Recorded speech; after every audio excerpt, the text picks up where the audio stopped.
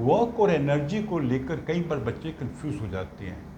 तो मैं आपको समझाता हूँ कि work done and energy transfer में रिलेशनशिप क्या है। पहले आप समझे एनर्जी क्या है। Energy is the capacity to do some work. अगर हमारे अंदर एनर्जी, हम कुछ कार्य कर पाएंगे। ठीक है, कोई मशीन है जो मान लीजिए बिजली से चलती है, उससे हम कोई काम करते हैं तो इलेक्ट्रिकल एनर्जी कन्वर्ट होगी मैकेनिकल एनर्जी में, उससे कुछ काम होगा। तो उसमें एनर्जी है, मतलब उसमें कैपेसिटी है to do some work. Work क्या होता है? Work is basically transfer of energy.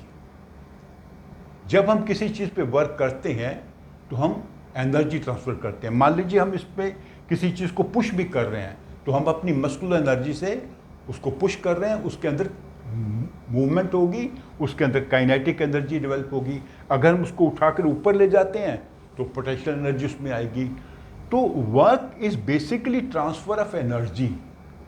एक ऑब्जेक्ट जो वर्क कर रहा है वो दूसरे ऑब्जेक्ट में एनर्जी ट्रांसफर करता है जिस पर वर्क किया जा रहा है। अगर हम किसी चीज़ को उठाकर ऊपर ले जाएंगे तो उसकी पोटेंशियल एनर्जी बढ़ेगी, लेकिन अगर वो फ्लैट चल रही है, उसकी गति में परिवर्तन हो रहा है तो उसमें काइनेटिक एनर्जी आएगी। तो जितनी एनर्जी एक ऑब्जेक्ट लूज करेगा जो वर्क कर रही है, उतनी एनर्जी वो ऑब्जेक्ट गेन करेगा जिस पे वर्क किया जा रहा है। क्योंकि एनर्जी को ना हम क्रिएट कर सकते हैं ना डिस्ट्रॉय कर सकते हैं, सिर्फ उसको चेंज कर सकते हैं।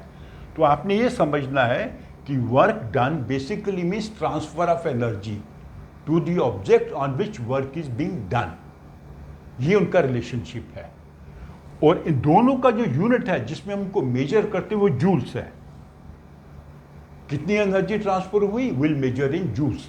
कितना वर्क हुआ, will measure in joules. And work done is always equal to the energy transferred.